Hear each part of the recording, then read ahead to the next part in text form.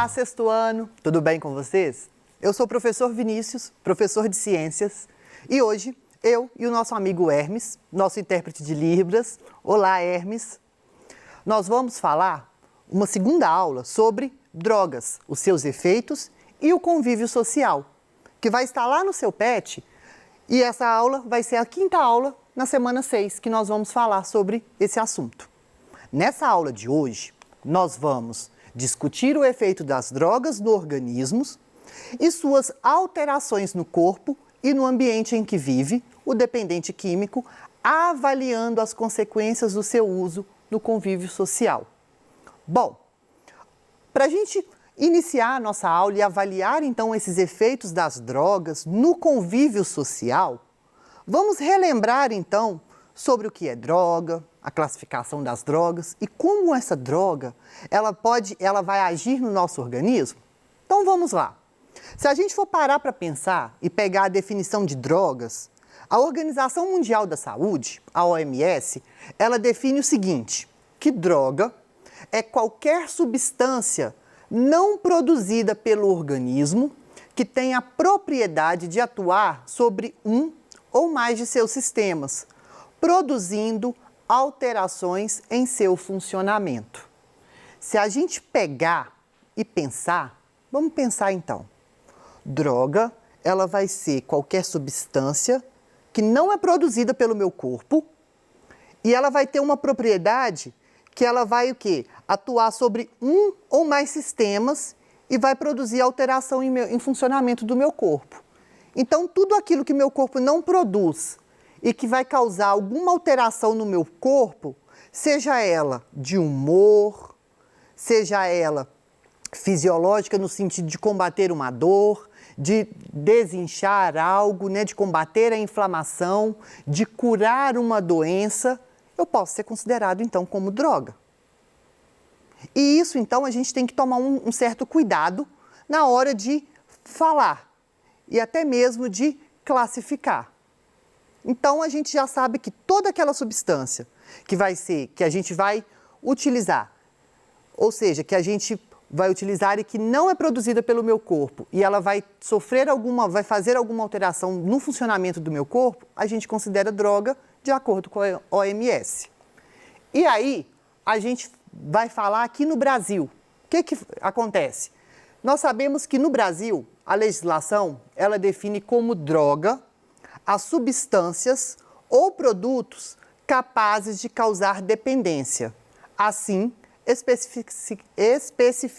especificados em lei ou relacionados em listas atualizadas periodicamente pelo Poder Executivo da União, segundo o parágrafo único do artigo 1º da Lei 11.343, de 23 de agosto de 2016, que a gente comumente chama de Lei de Drogas. Então vamos lá, olha, mais um conceito aí. Do ponto de vista, então, da Organização Mundial da Saúde, a gente já viu.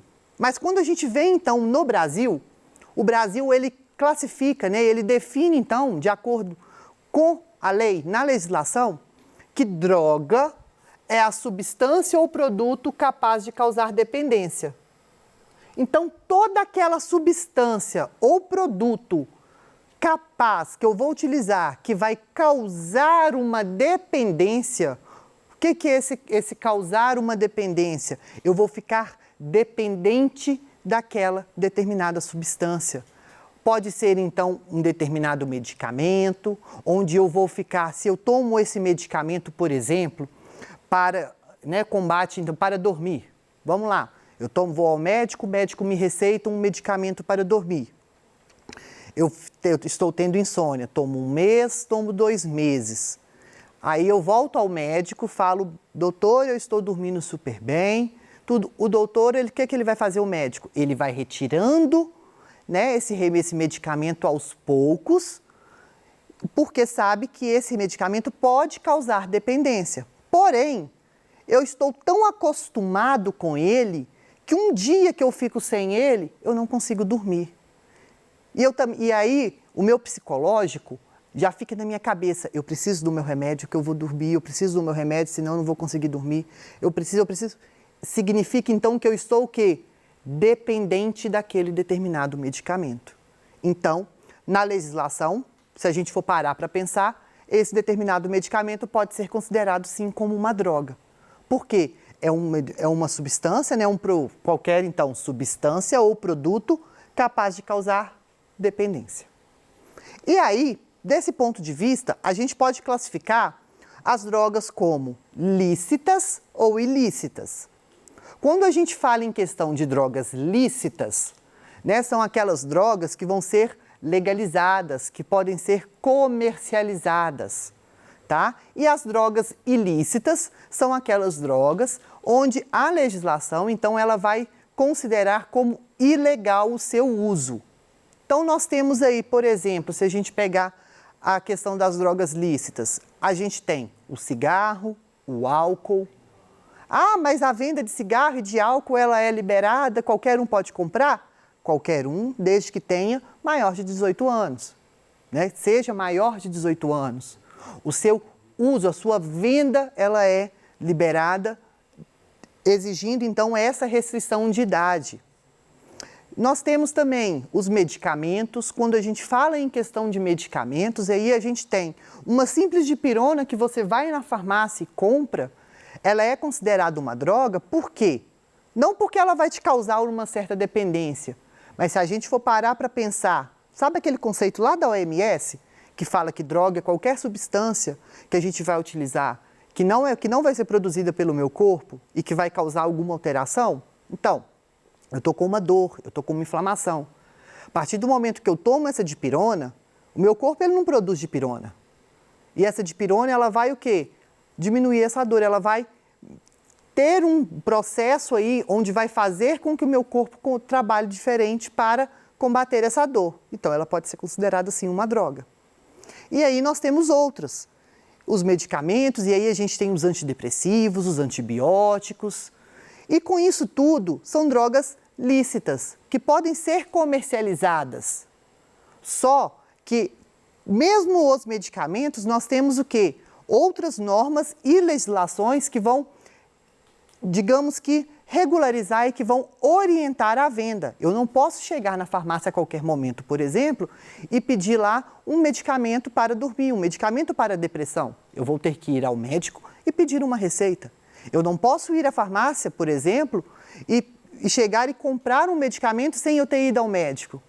Lá na própria caixinha do remédio, quando a gente vai comprar, vem indo. Venda permitida sob prescrição médica. Então, a gente tem que ter muito cuidado sobre isso. E quando a gente fala nas drogas ilícitas, são aquelas ilegais, né? São aquelas drogas, então, que não são permitidas pela lei, nem o seu uso, tá? Quanto menos a comercialização. E aí a gente tem a maconha, o crack, a cocaína, a heroína, dentre outras substâncias, então, que nós temos aí. Então, a gente tem esses dois tipos aí de classificação, as drogas lícitas e ilícitas, do ponto de vista legal aqui no nosso país. E aí, como a gente sabe que essa droga, ela vai agir lá no meu corpo, o principal efeito, o principal, né, alvo dessas substâncias vai ser o meu cérebro.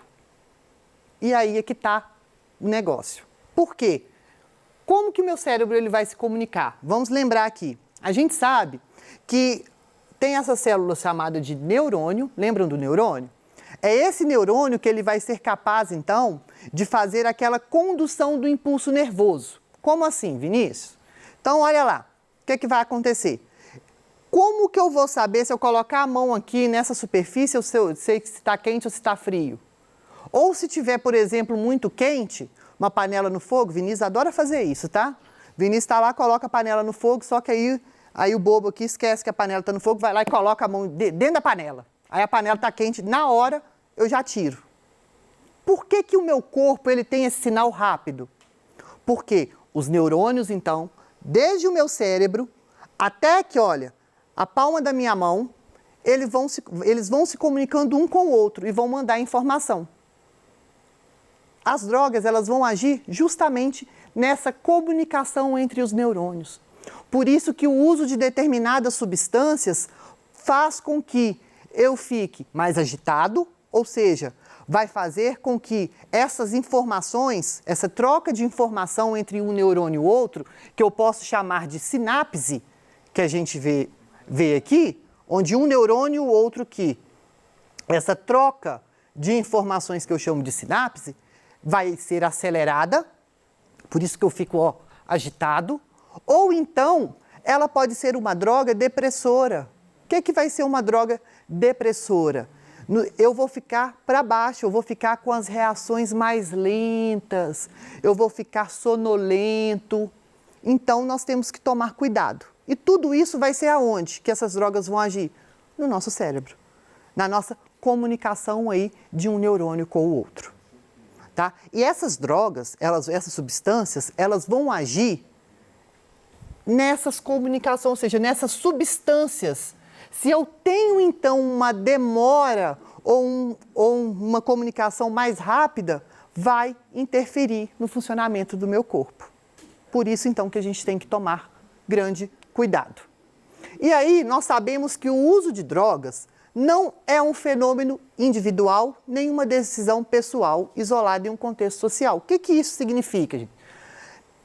Na nossa cultura, a gente sabe que principalmente o uso de drogas, por isso que eu falei, quando a gente fala droga, a gente tem que tomar um certo cuidado ao falar, porque eu não estou 100% me referindo a uma droga ilícita. Por isso que eu falo do certo cuidado. Quando eu falo em droga, eu estou falando em qualquer substância.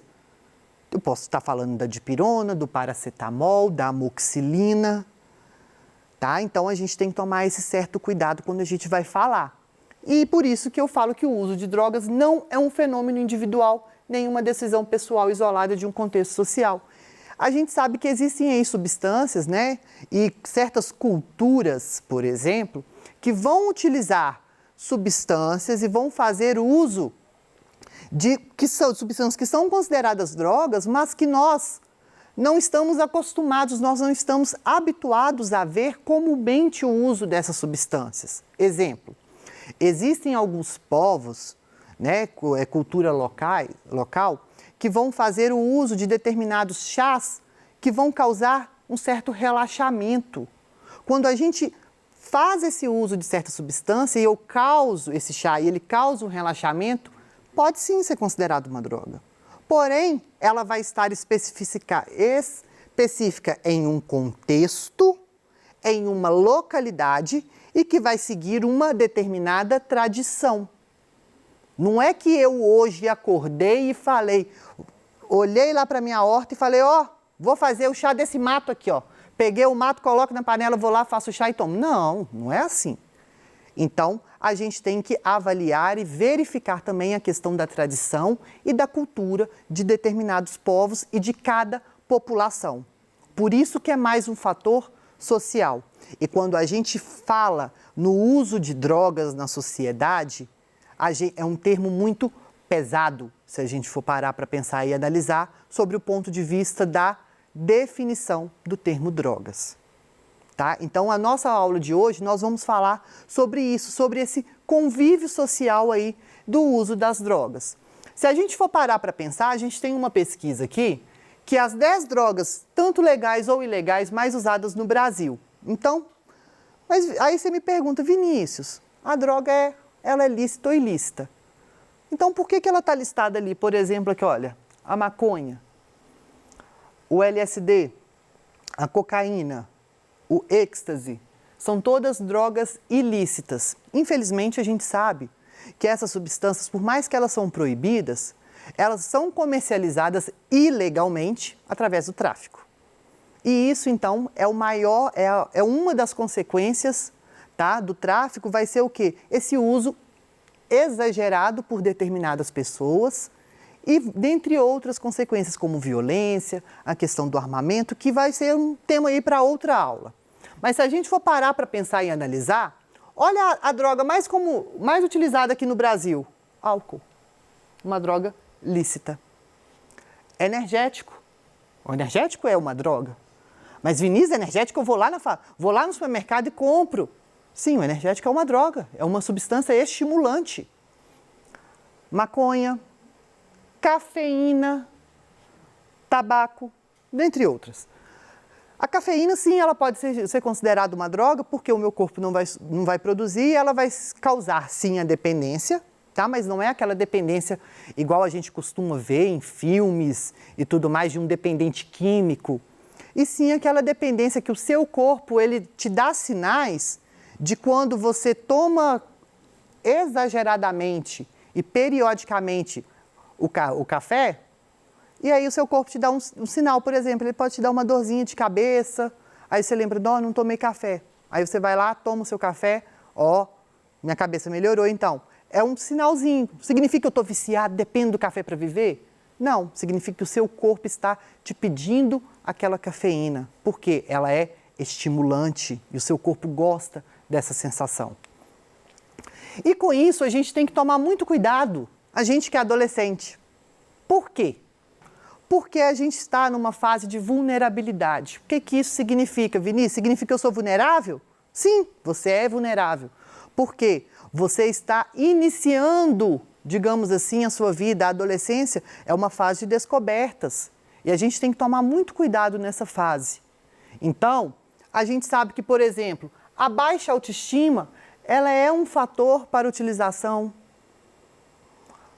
A falta de autoconfiança, dificuldade em tomar decisões, fatores biológicos também podem, não que necessariamente esse vai ser um fator definitivo e delimitante para a pessoa ser usuária de droga ou não, mas é sim um fator que pode sim dar uma contribuição para a pessoa ser mais propensa ao vício ou não.